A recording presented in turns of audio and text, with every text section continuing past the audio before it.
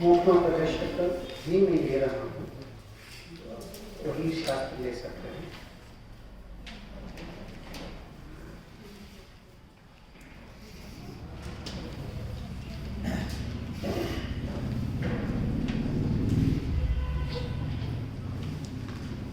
पहला ये अधिकार है मंगलाचरण आर्य के।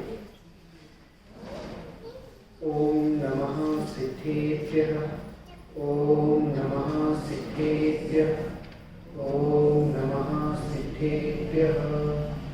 नमो अरिहन्तारणं, नमो सिद्धारणं, नमो आयियारणं, नमो वज्रायारणं, नमो लोहे सौवसारणं।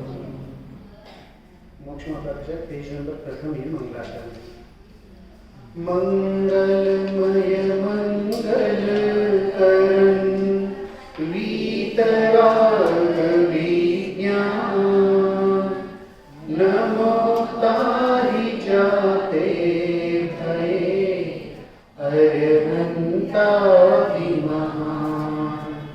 करि मंगल करि हो महा, ग्रंथ करण को काश।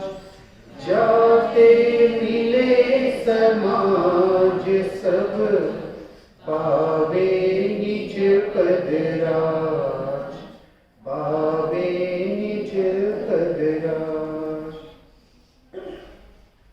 आचार्य कल्प पंडित टोडरमल जी कृत यह मोक्ष मार्ग प्रकाशक नामक महान ग्रंथ है।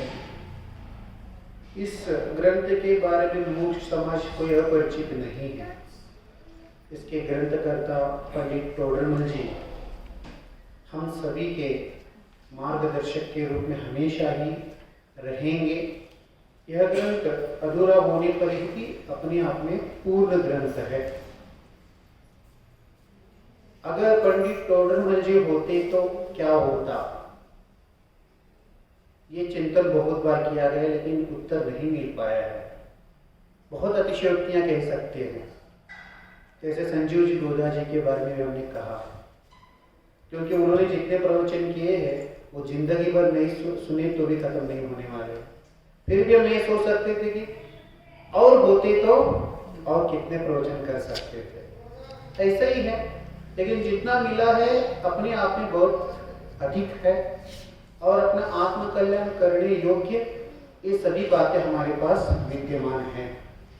कुंद आचार्य तो यहाँ तक कहते हैं कि आबाल और गोपाल सभी को इस पंचम काल में सम्यक दर्शन प्राप्त कर पाने योग्य ज्ञान तो जन्म से ही मिला हुआ रहता है।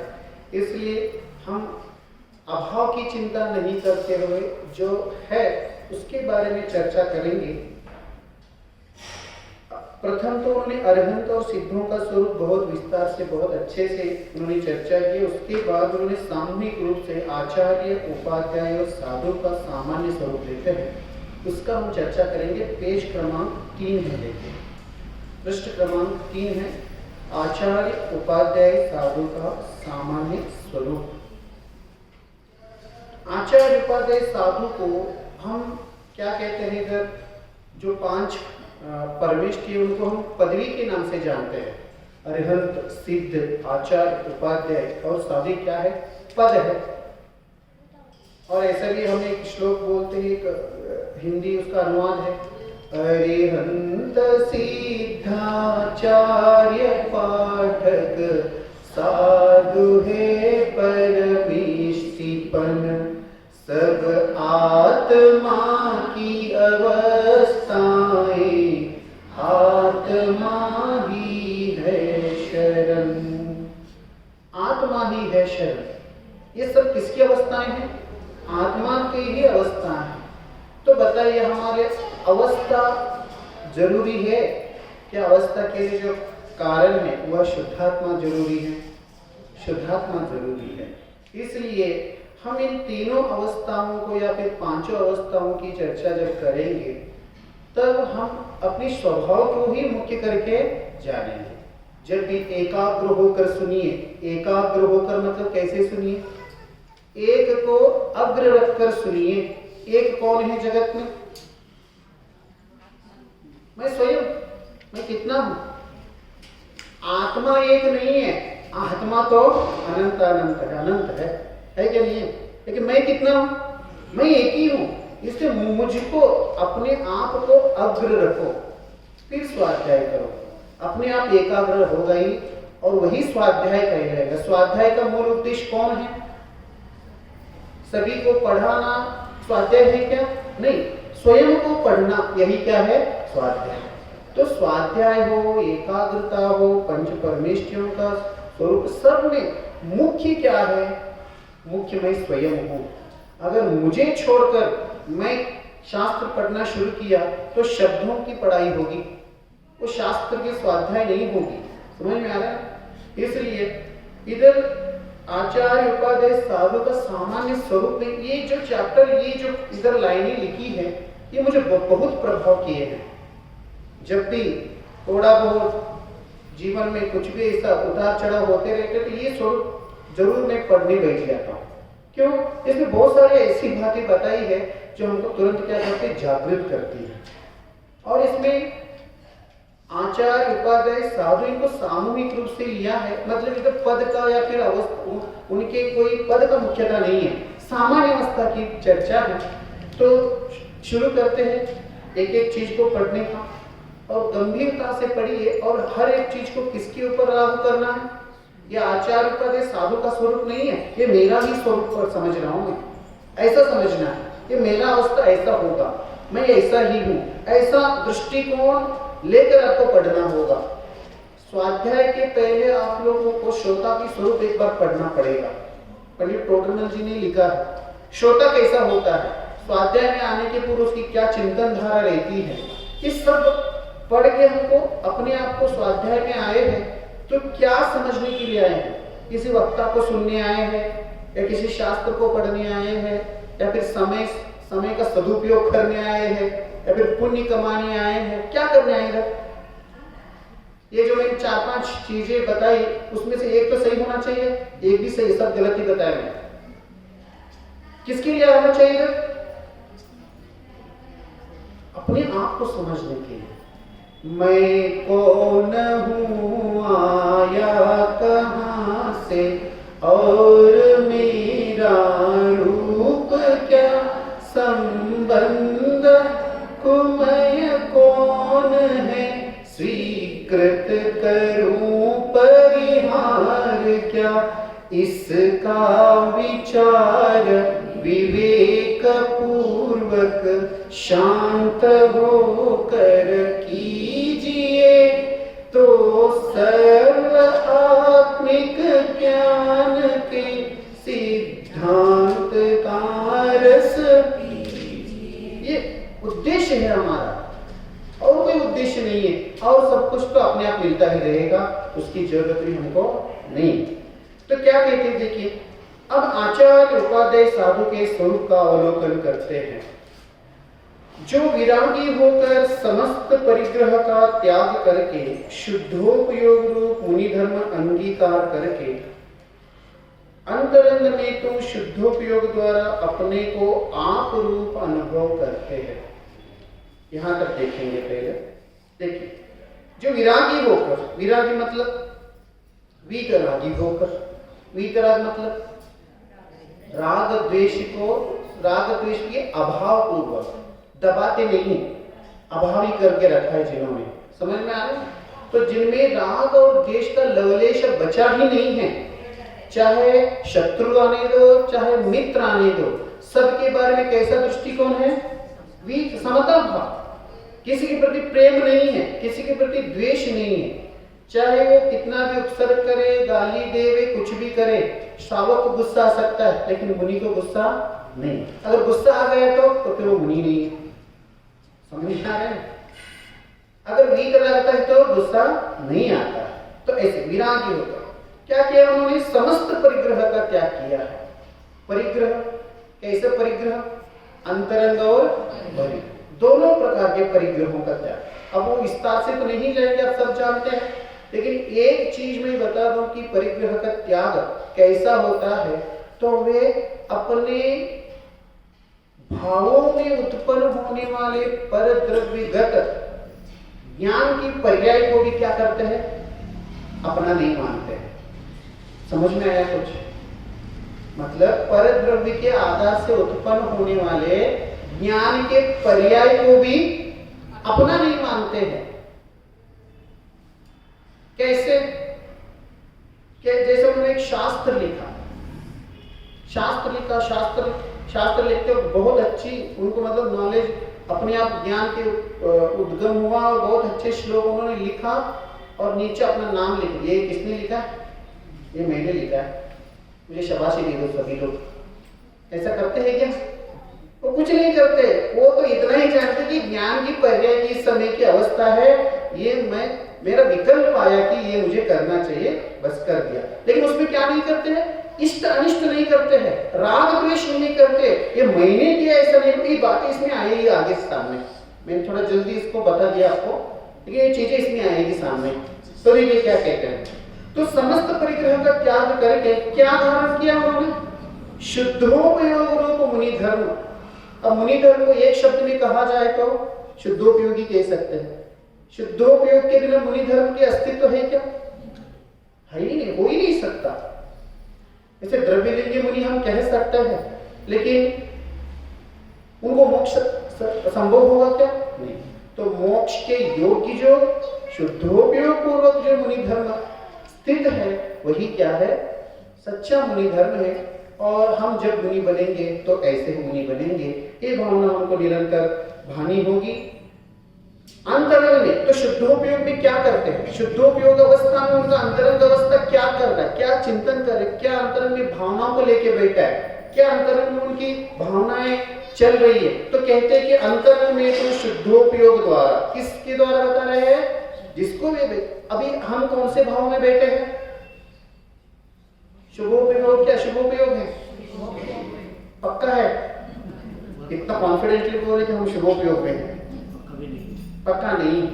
कब हमारा उपयोग अशुभ में चले जाए और कब शुभ में आए, ये किसी को पता नहीं चलता है, क्योंकि अंतर्मोट के वक्त तुरंत क्या हो जाता है? भाव चेंज हो जाते हैं। इसलिए हम इधर 1.5 घंटा बैठेंगे, लेकिन उस टाइम में एक बार तो कहाँ जाके आएंगे? अशुभोपयोग में जाके आएंगे। ये हालत है हमारी, ठीक है? इसलिए अपने परिणामों को जितना संभाल सकते हैं संभालना है, लेकिन मुनि धर्म वो भी बताएंगे अगर गलती से हम अशुभोपयोग में गए तो उसका कोई मतलब दुख नहीं है, वो तो सहज प्रक्रिया है। उसको भी हम क्या करते हैं? मात्र जानते हैं, उसमें फिर राग द्वेष इष्टानिष्ट भाव नहीं करेंगे। ये बातें आगे आएगी, देखते हैं। अंतरंग में तो उस शुद्धोपयोग द्वारा अपने को आप रूप अनुभव करते हैं, परद्रव्य में अहम बुद्धि धारण नहीं करते। परद्रव्य में अहम बुद्धि धारण नहीं करते मतलब परद्रव्य तो उनके संपर्क में आएंगे, परद्रव्य जानने में आएंगे, परद्रव्य उनको लुभाने की बहुत सारी कोशिश करेंगे, सभी होंगे, लेकिन उसमें कभी भी अहम बुद्धि नहीं करेंगे। हम करते हैं कि नहीं करते? अभी बताइए, हम इतने दिन से स्वाध्याय कर रहे, चिंतन कर रहे, मनन कर रहे, इतने सालों से हम कितने सारे शास्त्रों का स्वाध्याय किया है, इतना सब होने पर भी हमारा अहम भाव रंच मात्र भी छूटने को नाम नहीं ले रहा है। बताइए, उधर खड़े होकर किसी ने मिथुन करके बोला तो ध्यान किसका जाएगा? उधर मेरा जाएगा। क्यों? उस नाम के प्रति मेरा क्या है? अहम भाव है। इधर बैठे हैं, समझो इधर बताइए, इधर जो 30 से लेकर 35 की एज की उम्र के अंदर कौन कौन है खड़े हो जाए? तुरंत हम खड़े हो जाएंगे। क्यों? उसके साथ हमारा क्या है? अहम भाव। जिसका 7 इंच का हाइट है या फिर 6 फुट 5 फुट 7 इंच का हाइट है, खड़े हो जाओ, तो मेरा तो लगता है कि इतना खड़े हो। मतलब शरीर के आकार, शरीर का नाम, इन सभी के साथ क्या लेकर बैठे हम? अहम भाव लेके बैठे हैं। लेकिन मुनिराज उसको जानते हैं, लेकिन इसमें क्या नहीं करते हैं? अहम बुद्धि नहीं करते। इसके प्रति कुछ भी हो जाए उनको कुछ लेना देना है क्या? नहीं। वही हमारे साथ कुछ हो जाए, थोड़ा 4-5 छींक आ जाए तो तुरंत दवाई लेना शुरू कर देते हैं, तुरंत हम सजग हो जाते हैं। क्यों? क्योंकि इसके प्रति हमारा क्या है? अहम भाव है। देखिए, मुनि अवस्था, शावक अवस्था, शावक अवस्था में होने योग्य भावनाएं हैं और मुनि अवस्था में होने योग्य भावनाओं की इधर चर्चा चल रही है। मुनि हो तो ऐसा, ये चिंतन प्रकट कर रहे बस। ठीक, देखिए और क्या कहते हैं। परद्रव्य में अहम बुद्धि धारण नहीं करते हैं तथा अपने ज्ञानादिक स्वभाव ही को अपना मानते हैं। फिर परद्रव्य में अहम बुद्धि नहीं करते तो किसमें अपनापन करते होंगे? वो अपना वैभव कुछ कम है क्या? अनंत काल तक जानते रहेंगे तो भी खत्म नहीं होने वाला है, इतना हमारा आत्म वैभव है। ज्ञानादि अनंत गुण है, अनंत गुणों की अनंत पर्याय है। क्या कमी है हमारे अंदर? गुणों का खजाना है। तो ये सब हमारे अंतरंग वैभव है। जब अंतरंग वैभव का जब पता चलता है तो बाहर कुछ जानने का मन करता है क्या? तो बाहर कुछ अच्छा नहीं लगता है। समझ? तो यही कहते हैं कि अपने ज्ञानादिक स्वभाव को अपना मानते हैं, पर भावों में ममत्व नहीं करते हैं तथा जो परद्रव्य वह उनके स्वभाव ज्ञान में प्रतिभासी तो होते हैं तो क्या करते होंगे? ये नहीं जानना, ये नहीं जानना, ये नहीं जानना करके छोड़ते होंगे। क्या करते हैं? हम हो तो नमो का मंत्र पाठ करते रहते हैं, नमो लिंगाय, नमो सिद्धाय, नमो आर्याय, नमो झल, नमो ले सब 9 बार बोलने के अंदर ये हमारा भाव 90 बार बाहर घूम के आता है। आता है कि नहीं आता है? प्रैक्टिकल है तो ये होना सही है कि गलत है? ये भूमि के अनुसार होता ही है और ये सही है ऐसा भी नहीं कहेंगे और एक गलत है ऐसा भी नहीं है। तो क्या करते मुनिराज? जब ध्यान में बैठते होंगे तब परद्रव्य या फिर बाहर की चीजें उनके ज्ञान में गोचरित होते कि नहीं होते हैं? होते। वो तो बता रहे हैं क्या होते? जो परद्रव्य उनके स्वभाव अर्थात ज्ञान में प्रतिभासी तो होते हैं तो क्या करते हैं? उन्हें जानते तो है। क्या करते हैं? नहीं जानते ऐसा नहीं है। वीतरागता में परद्रव्य को नहीं जानते ऐसी चर्चा कहीं भी नहीं है। जानते, लेकिन जानकर क्या करते हैं? कितना अच्छा बताए। देखो, उसमें जानते तो है परंतु इष्ट अनिष्ट मानकर उनमें राग द्वेष नहीं करते हैं। राग द्वेष नहीं करते, यहां तक देखते हैं। इष्टानिष्ट नहीं करते हैं। ये इष्ट अनिष्ट ही मूल है हमारा। बताइए कि इष्ट अनिष्ट का मूल क्या है? बताइए, इष्ट अनिष्ट का मूल क्या है? मोह है। क्या है? मोह है। जब तक मोह है जब तक इष्ट अनिष्ट छूटने वाले नहीं। एक व्यक्ति ने क्या किया? एक बहुत बड़ी बिल्डिंग खरीदी और शाम को उसमें आग लग गई। रोने लगा, बहुत जोरदार चिल्ला के रोने लगा, मेरा घर आज ही लिया था और क्या हो गया? जल के राख हो रहा है। उसका बेटा आके बोला, पापा आज जो बिल्डिंग खरीदी थी ना वो डील क्या हो गई? कैंसिल कर दी गई है। तो क्या हो गए? तुरंत खुश हो गए। क्या बात, सही है। तो हमारा क्या हो गया? कुछ नुकसान नहीं है। बहुत अच्छी बात। तो हाँ चलो बहुत बढ़िया हुआ, हमारा पैसा बचे, सब कुछ बचा। तुरंत उसका छोटा बेटा करके क्या बोला? वो जो कैंसिल हुआ था ना उन्होंने मना कर दिया, आपको लेना ही पड़ेगा बोल रहे। अब पैसा अटक गया उधर, अब क्या होगा? फिर से रोना। तो रोना, बिल्डिंग तो जब एक ही है ना, परिस्थिति क्या है? एक ही है, लेकिन दुख और सुख किस बात की हो रही है? मोह की हो रही है। इष्ट और अनिष्ट गुना किसकी वजह से हो रहे हैं? मोह की वजह से हो रहे हैं। तो ये मुनि अवस्था में ये जो वीतरागी मुनि की तरफ मोह का बहुत निचली अवस्था रहती है। मोह बिल्कुल उदय में नहीं आने योग्य रहता है। इसलिए स्वभाव के मतलब मुनि अवस्था के जो संजोलन कषाय के योग्य रहेगा वो तो रहेगा ही, लेकिन संजोलन कषाय को किसके योग्य बताया है शास्त्रों में? पानी के ऊपर अक्षर लिखने के बराबर, या फिर कमल नाल से हाथी का पैर बांधने योग्य बताया है। कमल नाल से हाथी का पैर बांधना। हाथी का पैर किससे बांधा जाता है? लोहे के सांगल से बांधा जाता है, तभी वो रुक सकता है। कमल नाल से बांधेगा तो कब टूटेगा पता है। ऐसा तो ये है अवस्था मुनि अवस्था। इसलिए इष्ट अनिष्ट करते ही नहीं है। इसलिए इस मुनि अवस्था के बारे में आप रोज बहुत सारे पूजन करते होंगे तो उसमें एक पूजन है जो युगल किशोर जी का देव शास्त्र गुरु का, उसमें मुनि अवस्था का बहुत अच्छा से उन्होंने वर्णन किया है। इस संदर्भ में इसको पाठ करना योग्य समझकर मैं आपको ये पाठ करवाऊंगा। आप सभी को याद है ये, और बहुत अच्छे से आप इसको क्या कर सकते हैं, बोल करके एक गा करके स्वाध्याय कर सकते हैं। देखिए आपके यहाँ जिनवा मतलब जिनेंद्र रचना तो नहीं, लेकिन याद है सभी को। चलिए शुरू करते हैं। इसमें मुनि धर्म का जो अभी हमने चर्चा किया ना, ये सारे बातें इसमें हैं। जिसको याद नहीं वो सुनिए, जिनको याद है वो बोलिए। ठीक, देखिए। हे गुरुवर शाश्वत सुख दर्शक, यह नग्न स्वरूप तुम्हारा है, जग की नश्वरता का सच्चा दिग्दर्शन करने वाला है।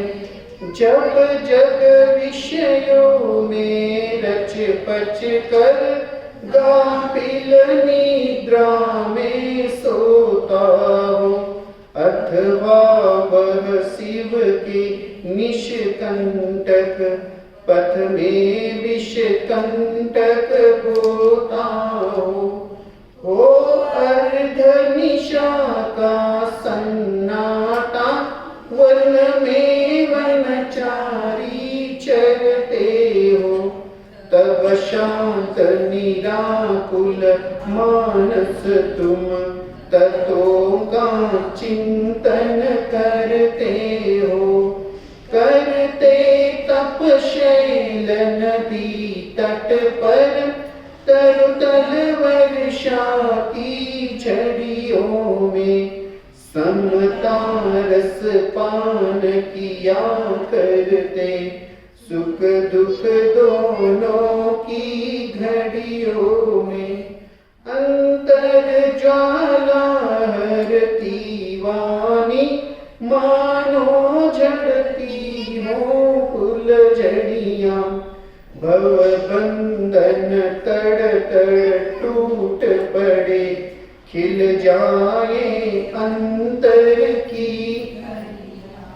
तुम सादानी क्या कोई हो, जग को दे दी जग की निधियां, दिन रात लुटाया करते हो, सम शम की अविनश्वर मनिया। कितने भाव आ गए, क्या होता है, समता रस पान किया करते, सुख दुख दोनों की घड़ियों। कोई इष्ट अनिष्ट भाव नहीं, किसी के प्रति राग द्वेष नहीं है। कभी वो उनको जबरदस्ती जानने की कोशिश नहीं करेंगे, जबरदस्ती छोड़ने का भी कोशिश नहीं करेंगे। जानते तो है लेकिन उसमें इष्ट अनिष्ट नहीं कर रहे। नहीं जानेंगे ऐसा नहीं है, फिर नहीं जानेंगे तो क्या हो जाएगा, ज्ञान एक पक्ष हो जाएगा, जड़ हो जाएगा। क्यों? ज्ञान का स्वरूप क्या है? स्वपर प्रकाश है। स्व को भी जानता है और पर को भी जानता है। स्व को स्वरूप जानता है और पर को पररूप जानता है। जब स्व को स्वरूप और पर को पररूप जानेगा तो वीतरागी बनेगा। हम क्या करते हैं, स्व को तो स्वरूप कभी जानने का कोशिश ही नहीं किया और पर को ये अपना ही मानते हैं। अच्छा रोटी बनी तो किसने बनाया? मैंने बनाया। मेरे से अच्छा रोटी तो कोई बना ही नहीं सकता। भाई थोड़ा सा जल गए तो वो आग लग गई, थोड़ा ज्यादा हो गई, अपने आप जल गए, मैं क्या कर सकता हूँ उसमें। मतलब अच्छे परिणामों को हम मानते हैं और बुरे परिणामों को वो होना था सो हो गया समझते हैं। लेकिन ऐसा स्वरूप है नहीं, जो हुए वो होने योग्य हो रहा है, चाहे वो अच्छा हो चाहे वो। इसलिए जगत के सारे परिणामों में हमको कैसा रहना है, मात्र जानना है, लेकिन उसमें इष्टानिष्ट नहीं करना है। ये हमारे लिए सीख है। हम कितने प्रसंगों में ऐसे रह पाते हैं, कभी ऐसे होते हैं क्या? लेकिन ये जब तक हमारे जीवन की प्रयोग में नहीं आएगा तो मेरे स्वाध्याय का कोई मतलब नहीं रहेगा। एक ऐसे ही क्रमबद्ध की चर्चा चल रही है और एक बुजुर्ग महिला ने बहुत अच्छे से सुना और बहुत समझ में आया उसको, और जैसे घर गई तो एक उसके जो घर में बहू थी उसके हाथ से 1 किलो का घी क्या हो गया, नीचे गिर गया। तो बताइए क्या करना चाहिए? जैसे वो डांटने वाली थी तुरंत याद में आ गई, क्या? जो होना है सो निश्चित है, केवल ज्ञानी ने गाया। जिस समय जिस निमित्त के द्वारा जिस जगह जो कार्य होने योग्य है वो होके रहेगा, उसको कौन बदल नहीं सकते हैं? इंद्र भी और जिनेंद्र भी। जब ये बातें उसको ध्यान में आ गई तो उन्होंने प्यार से समझा। ऐसा थोड़ा सा ध्यान रखा करो, तो थोड़ा सा कितना कम होगा कभी। शास्त्र का स्वाध्याय जब हम जीवन में फॉलो नहीं करेंगे तो फिर इसका महत्व क्या रहेगा बताइए? समझ? चर्चा जब चर्या में नहीं आया तो फिर चर्चा का कोई महत्व नहीं रहेगा। इसलिए चर्चा चर्या में आने योग्य जीवन बनाना पड़ेगा। इसलिए इधर मुनिराज की जो अवस्था है, क्या चर्या में दिख रहा है कि नहीं दिख रहा? जानते तो है पदद्रव्य को, लेकिन वो उसमें क्या नहीं करते हैं?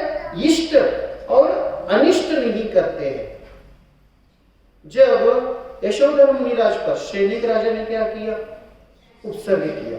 घर में आकर अहंकार से बोला कि मैंने तुम्हारे गुरुओं के ऊपर क्या किया है? बहुत बड़ा एक सांप मारकर डाल के आया है।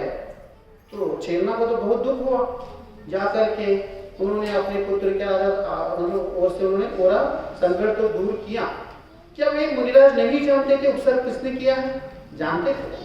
जब उन्होंने जाकर के देखा तो सैनिक को भी पश्चाताप हुआ। जब तीनों ने मिलकर उनको नमस्कार किया तो क्या आशीर्वाद दिया सभी को?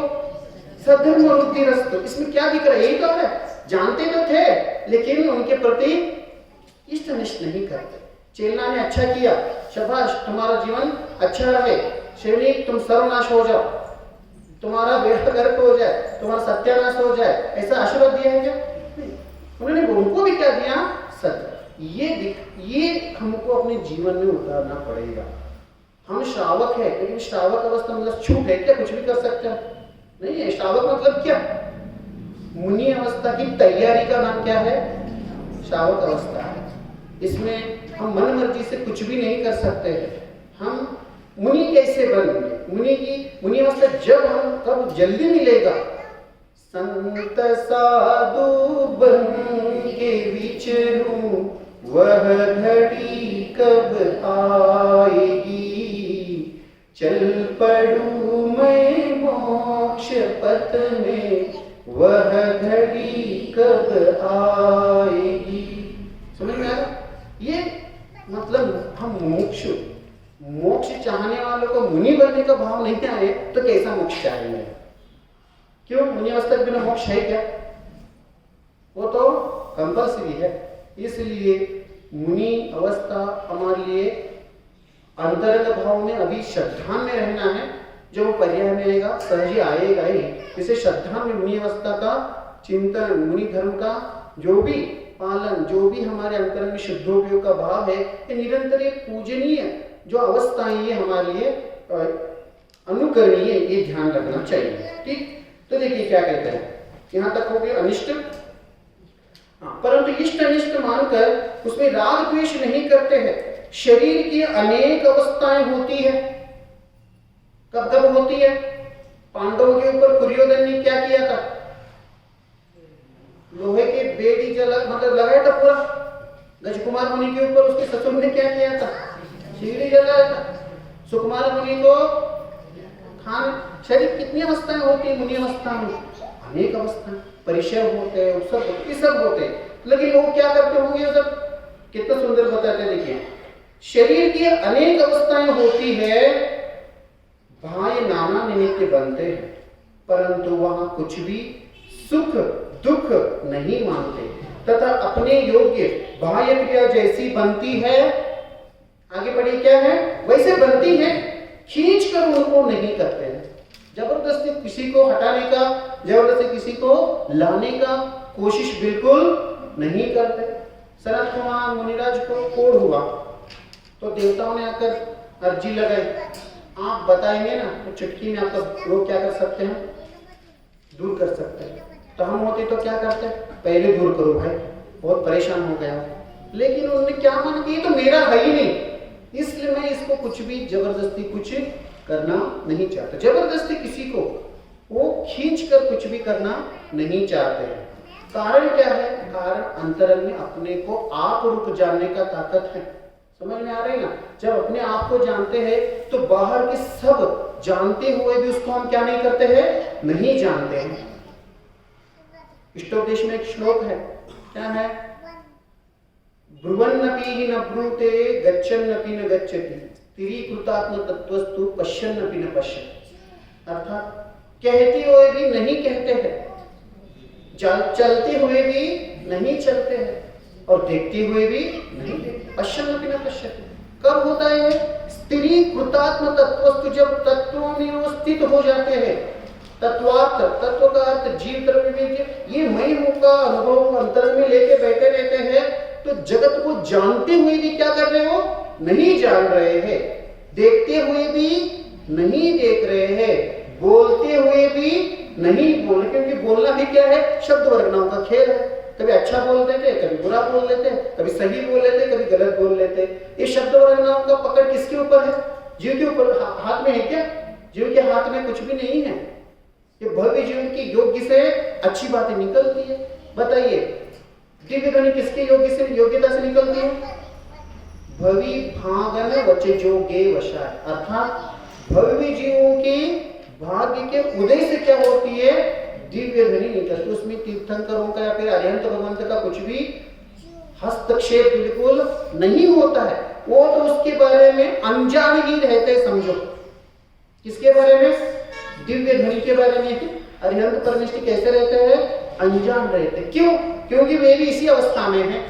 क्या अपने आप को आप रूप जानते हैं और भाई को जानते तो है, लेकिन इष्टानिष्ट नहीं करते। शरीर की अवस्था अनेक होती है। दिव्य ध्वनि गिर सकती है, उसका जमीन से कुछ अंगुल ऊपर गमन होता है।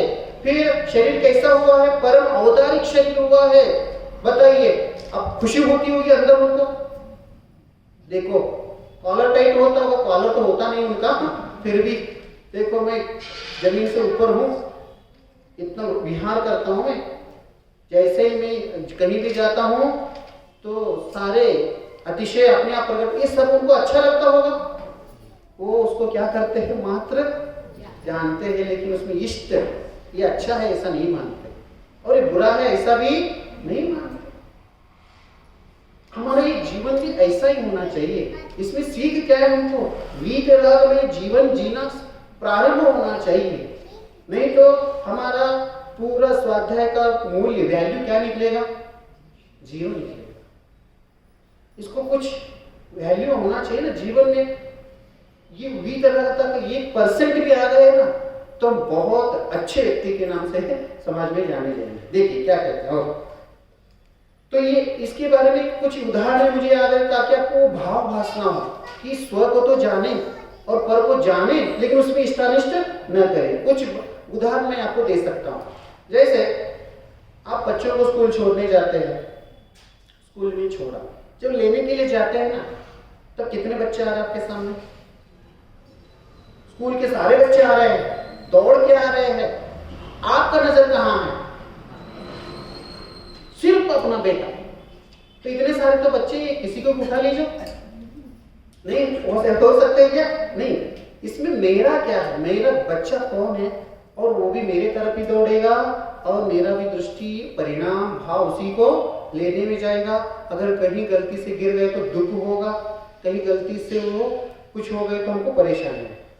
तो उधर 1000 बच्चे होने पर भी मेरे परिणाम अपनत्व के ऊपर भागेगा। वैसा ही जब हम पूरे विश्व के सभी पदार्थों को भी जानना शुरू कर दे सर्वज्ञता के आधार से, तो हमारा परिणाम किसके तरफ रहेगा? सिर्फ मैं, और बाकी सब कैसे रहेंगे? हमारे पात्र ज्ञेय रहेंगे। ज्ञान के समझ में? तो पूरा विश्व हमारे ज्ञान का क्या है? ज्ञेय है। और मैं जो हूं स्वयं, ये मेरा क्या है? स्वभाव है, और इसके अंदर मेरा क्या है? ज्ञान, तादात्म्य संबंध। और ये मैं इसको जानता हूं। कैसे जानता हूं? ये मैं रूप जानता हूं। ठीक, आगे बहुत प्रकार से इन्होंने चर्चा किया है। देखिए अब कौन से लाइन पे है? खींच कर उनको नहीं करते तथा अपने को, अपने उपयोग को बहुत नहीं भ्रमाते। एक लाइन आप बहुत अच्छे से ध्यान में रखो, अपने उपयोग को नहीं क्या करते हो? ज्यादा भ्रमाते नहीं है। कुछ भी अनिश्चित कुछ भी हो गया, सुकुमार मुनि का पैर सुखा लाकर खाना शुरू कर दिया, ये अनिश्चित घटना थी उनके जीवन में, तो क्या करना शुरू कर दिया, ऐसा क्यों होगा मेरे साथ, इतना बड़ा क्या पाप किया है मैंने, इतना ये शुगाल मेरे पैर खाने योग्य पाप मैंने क्या किया था, मैं क्यों फालतू में जो मुनि धर्म अंगीकार किया, ये सभी उपयोग को भरमाना शुरू करते हैं कि नहीं करते हैं, जो होने योग्य है वो हो रहा है, उसको क्या करना है, सिर्फ जानना। उदासीन होकर निश्चल वृत्ति को धारण करते हैं। उदासीन मतलब उत प्लस आसीन, उदासीन, जो भी परिस्थितियां खड़ी हो गई उससे उठ जाते हैं और अपने अंतरंग में आसीन हो जाते हैं और निश्चल होकर के कदाचित मंद राग के उदय से शुभोपयोग भी होता है, उपदेश देने का, किसी को समझाने का, उससे जो शुभोपयोग के भाई साधन ने उनमें अनुराग करते हैं, परंतु उस राग भाव को हे जानकर दूर करना चाहते हैं। कभी भी शास्त्र लिखने का, उपदेश देने का मौका आ जाए तो उस राग भाव को भी क्या करते हैं, सिर्फ जानते हैं लेकिन तुरंत क्या करते हैं, उससे दूर होना चाहते हैं। मतलब राग भाव में कभी भी वो खुश नहीं होते, इसलिए कहा ना, राग भाव में धर्म मानना जिन मत में मिथ्यात्व कहा। राग भाव कभी भी धर्म का नाम नहीं ले सकता।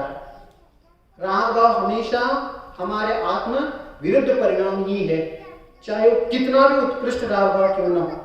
अब चर्चा के अंदर एक राग भाव का मैं नाम लूंगा तो किसी को आश्चर्य होगा कि ऐसा कैसे हो सकता है, कौन सा ले सकता हूं, आपको पता चले।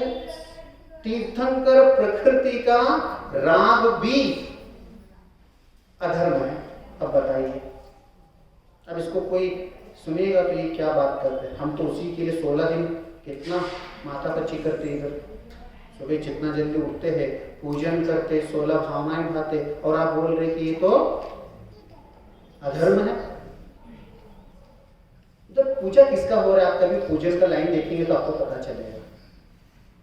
ठीक है, पूजा 16 भावनाओं की नहीं बहा रहे हैं, जो 16 भावनाएं भाकर जो पूजनीय बने ना उनकी पूजा कर रहे हैं।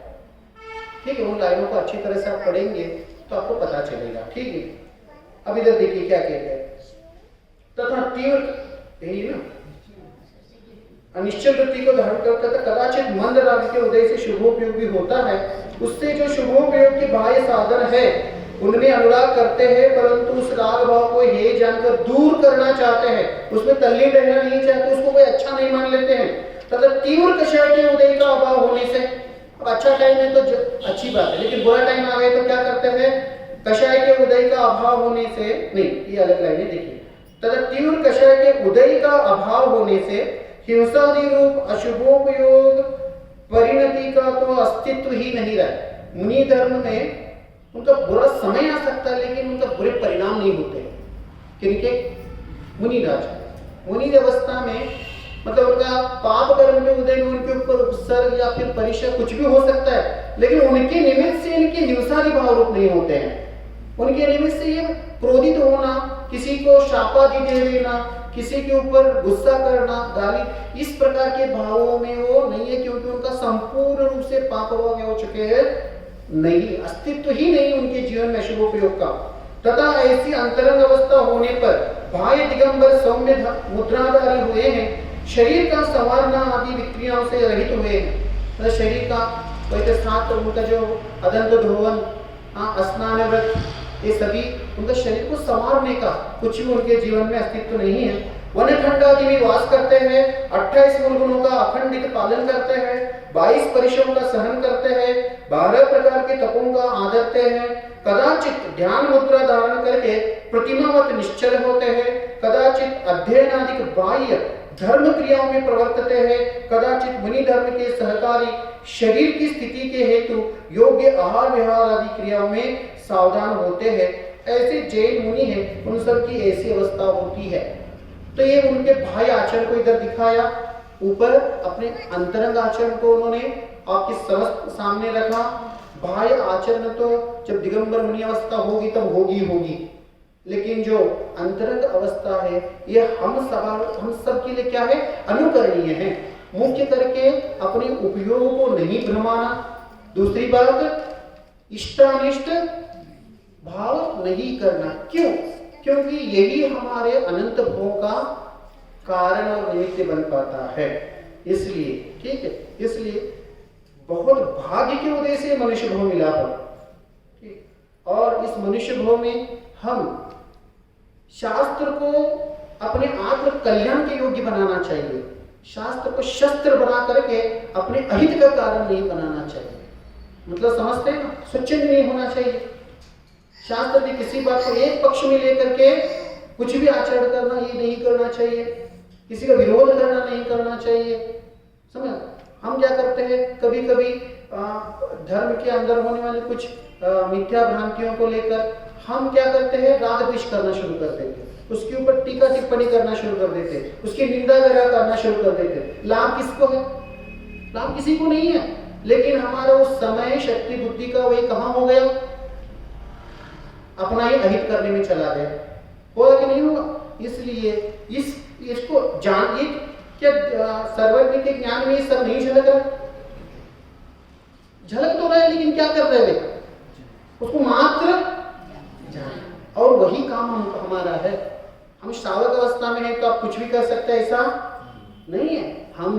हमारा शक्ति तो वैसा ही है, हम अंतरंग से कैसे है, सर्वज्ञ स्वरूप ही है, और वो सर्वज्ञता का स्वरूप का अभी वर्तमान में हमको क्या करना है, भावना भाते ही रहना है। वो भी जान रहे तो मैं भी क्या करूंगा, सिर्फ जानूंगा। कहीं भी कुछ भी हमको व्यर्थ का आक्षेप, व्यर्थ का टीका टिप्पणी करने में अपना उपयोग ज्यादा भ्रमाना नहीं है। इस प्रकार ये आचार्य उपाध्याय साधु का सामान्य स्वरूप है। इसमें बहुत सारी बातें आपको, मतलब मैंने थोड़ा बहुत अपने योग्य जो बताने का कोशिश हुआ वो मैंने बताया, लेकिन इसका जो गूढ़ अर्थ है ये स्वाध्याय जनों को बहुत कुछ क्या करेगा, अंतर में कुछ भावों का व्यक्त करेगा कि पाप के उदय में, पुण्य के उदय में, या फिर कुछ भी ऐसा हमारे संपर्क में कोई परिस्थितियां खड़ी हो जाती है तो हम अपने भावों को कैसे संभाल सकते हैं। ये चीज ये मुनि राजों की इस अंतरंग वैभव से हमको पहचानने को मिला है। तो सभी इसको जाने, पहचाने और अपने स्वरूप में सदैव स्थित रहे। इसी मंगल भावना के साथ अभी का यह चर्चा समाप्त करते हैं। ओम नमः सिद्धेभ्यो।